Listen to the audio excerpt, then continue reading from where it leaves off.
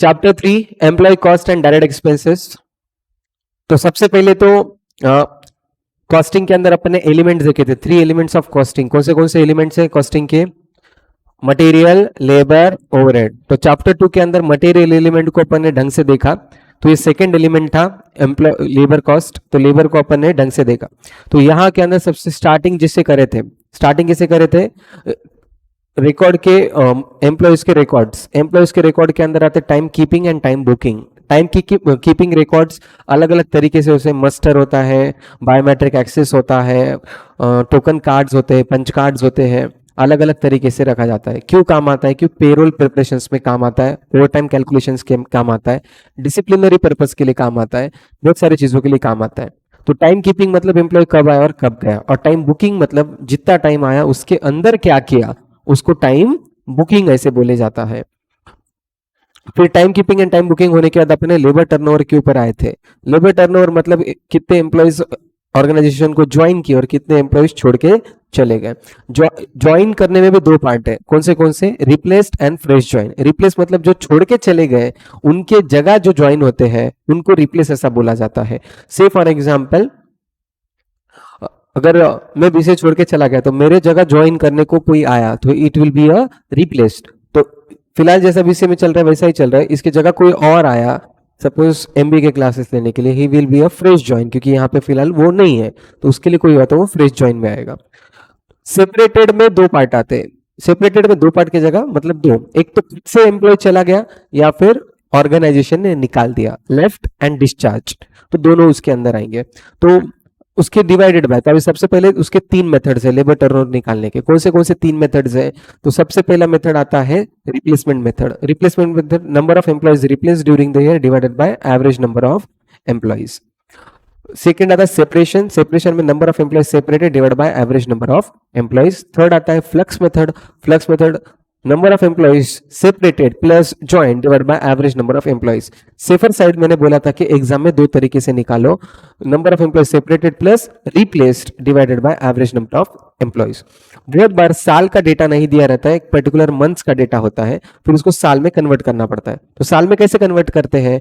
Employee turnover का rate जो भी आया था वो रेट डिवाइडेड बाय जितने दिन का निकाले इंटू 365। ऐसे क्वेश्चन करने वाले हैं अपन ने क्लास के अंदर। क्वेश्चन नंबर कौन सा है अपना? 3 या 4 देखो फटक से। अरे इतना टाइम लगा रे। एग्जाम क्वेश्चन है मैं 2018 का। हाँ, तो क्वेश्चन नंबर 3 में अपन ने इक्विवेलेंट रेट्स निकाले। तो क्वेश्चन नंबर 3 के अंदर वो तुमको समझ में आ जाएगा। फिर एम्प्लॉय का जो लेबर टर्नओवर होता है, लेबर टर्नओवर की वजह से और एक टाइप ऑफ क्वेश्चंस आते हैं। कौन सा? कि लेबर टर्नओवर की वजह से कितना नुकसान हुआ। तो तुमको एक सेल दिया जाएगा, उसका पीवी रेशियो दिया जाएगा। पीवी रेशियो मतलब ग्रॉस प्रॉफिट होता है।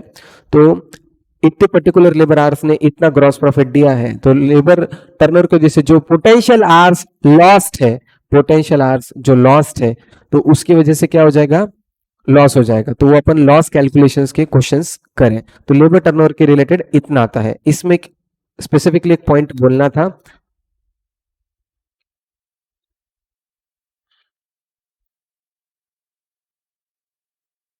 अरे बाप रे। तो लेबर टर्नओवर का एक क्वेश्चन है मॉड्यूल के अंदर जो अपने नोट से सिमिलर है। ओके, ऐसे क्वेश्चंस करे थे कि इतने सेल था, पीवी रेशियो 20%, इतने लाख के आर्स थे, इतना वेस्ट हुआ, ये सब करे, याद आ रहा? ओके, तो इसके अंदर अपन क्या करते थे कि जो ये 1 lakh hours potential hours lost है, तो उसमें 30,000 आर्स फॉर ट्रेनिंग है और जिसके अंदर 50% वर अनप्रोडक्टिव। तो अपन 15 जो 30,000 का हाफ कितना होता है? 15,000। तो 15,000 इस 1 लाख के अंदर ऐड करते थे अपन कैलकुलेशन में, जबकि मॉड्यूल ने वो किया नहीं है। तो मॉड्यूल ने डायरेक्टली सिर्फ 1 लाख ही लिया है। वहां पे थोड़ा सा कंफ्यूजन आ सकता है, मॉड्यूल जब तुम रेफर करेंगे तब देख लेना। तो मोर एक्यूरेट अपन क्लास में किए हैं। तो लेबर टर्नओवर के बाद अपन क्वेश्चन आए थे इफेक्टिव आवर्स के ऊपर और इफेक्टिव वेज रेट के ऊपर। तो नॉर्मल अगर लॉस है जैसा कि रिसेस, इंटरवल, ये टाइम लंच टाइम ब्रेक है, तो टोटल आवर्स में से अपन माइनस करते हैं। अबनॉर्मल रहा तो वो कॉस्टिंग P&L को जाएगा, जो भी इफेक्टिव वेज रेट आएगा। कैलकुलेशन ऑफ इफेक्टिव कॉस्ट निकालते समय बेसिक में डीए डियरनेस अलाउंस ऐड करते हैं, PF and ESIC, PF provident fund and ESIC employ state insurance, ये दो लोग पेड करते हैं, एम्प्लॉयर एंड एम्प्लॉई। इसमें से कौन सा ऐड किया जाता है? एम्प्लॉयर का अपन ऐड करते हैं एम्प्लॉय कॉस्ट में, एम्प्लॉई का नहीं करते। क्यों नहीं करते? क्योंकि वो ऑलरेडी उसमें एडेड है, वो उसका एप्लीकेशन है, तो उसके वजह से अपन उसमें ऐड नहीं करते। इफेक्टिव वेज रेट अपन ने देख लिया था। फिर ये सेकेंड टाइप ऑफ क्वेश्चन है। फिर थर्ड टाइप ऑफ क्वेश्चन कौन से? कि जिसमें अंदर वेजेस रेम्युनरेशन सिस्टम है। तो पहला होता है टाइम वेजेस। तो टाइम वेजेस आज work into rate per hour, piece rate number of unit produce into rate per piece. Piece rate निकालने का तरीका, पीस रेट का क्या फॉर्मूला है? Wage rate per hour divided by number of units per hour, तो उससे तुमको piece rate मिल जाएगा। तो पीस रेट के हिसाब से फिर उसके बाद अपन ने देखा था कि अगर वर्कर अच्छा काम कर रहा था तो उसको बोनस देना चाहिए। तो बोनस देने के दो तरीके, हालसे एंड रोवन। हालसे स्कीम क्या बोलता है? फॉर्मूला क्या है हालसे स्कीम का? आज work into rate per hour plus 50% of time save into rate per hour. तो एम्प्लॉय जो भी टाइम सेव करेगा उसका 50% एम्प्लॉय को देंगे, 50% कौन रख लेगा? एम्प्लॉयर रख लेगा। तो सर इसके अंदर तो फायदा नहीं है, तो उसका इफेक्टिव वेज रेट बढ़ जाता है, और वो जब मल्टीपल काम करेगा तो उसको अर्निंग भी बढ़ के मिल जाएगी। तो ये हालसे ने बोला था। तो हालसे के सिवा दूसरा कौन है अपने पास ऑप्शन? रोवन। तो रोवन के हिसाब से क्या फॉर्मूला है?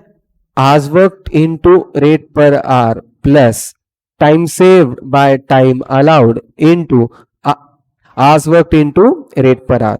तो हालसे और रोवन में क्या फर्क है? हालसे के अंदर टाइम सेव्ड है और रोवन के अंदर आज वर्कड है, और रोवन के परसेंटेजेस चेंज होते रहते हैं, जितना टाइम तुम ज्यादा सेव करेंगे उतने ज्यादा परसेंटेज आएंगे।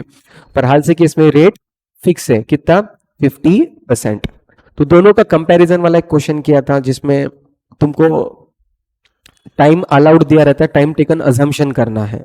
तो टाइम टेकन अपना अलग अलग आवर्स का करके देखे, तो इसके अंदर समझ में आया कि 50% पे दोनों भी हालसे एंड रोवन एग्जैक्ट सेम देते हैं।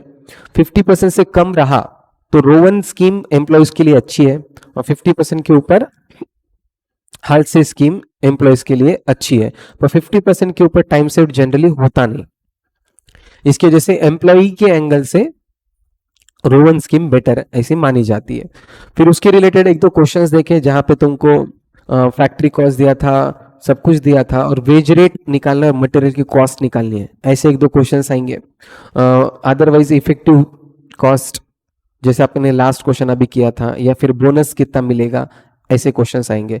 तो लेबर जो चैप्टर है ओवरऑल तुमको 5 मार्क को आएगा। जनरली क्वेश्चन नंबर 1 में पूछा जाता है, अगर क्वेश्चन नंबर 1 में नहीं पूछा गया तो 10 मार्क को लेबर का क्वेश्चन आएगा। That's it about labour chapter.